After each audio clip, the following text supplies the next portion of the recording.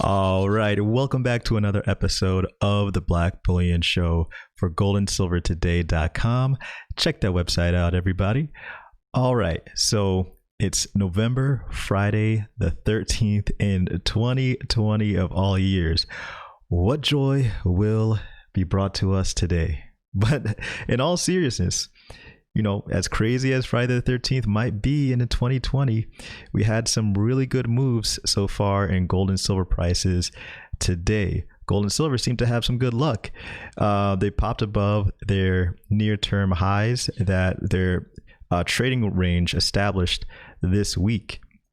So it looks like no bad juju going on with gold and silver. So here we are with the metals really making moves around the 8 a.m. Eastern Standard Time. You know, as I happen to mention from time to time, this is around the point in time of the day that the London and New York Forex sessions begin to converge into one another, and that tends to spark volatility. Now, today we got the producer price index data for October. It edged a bit lower from 0.4 to 0.3, and the consumer index, consumer sentiment index, we got that data, and it edged down to 77 from 81.8 in November. So we're starting to see a minor retreat, very minor so far, from the exuberance that we've been noting from this Biden bump. Now, this isn't, you know, hugely drastic, what I'm about to show you here, but take a look at the 10-year note yield so far.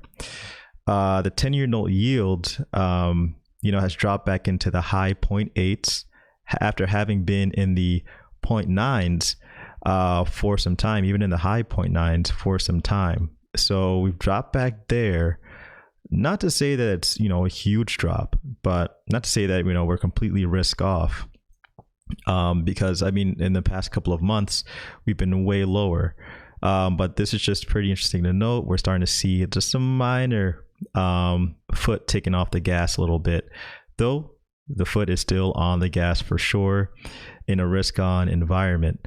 So going back to the metals, though, I'm going to take a look, you know, at both gold here and silver here against their moving averages, the 50, 100, and 200 day that we've been talking about pretty much every day.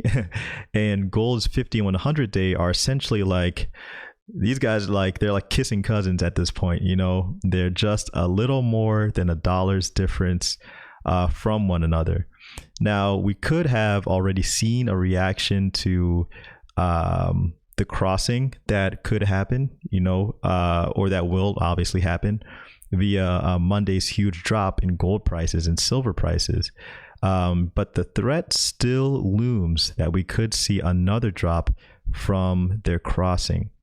So guys, just wanted to give you a quick Friday report. Let me know what you guys think about the prices. We'll see what Monday will bring us. I bet we're going to, you know, have a cross there in those moving averages. So let me know what you think about all of this.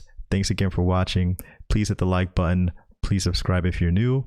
It's a Black Bullion for goldandsilvertoday.com.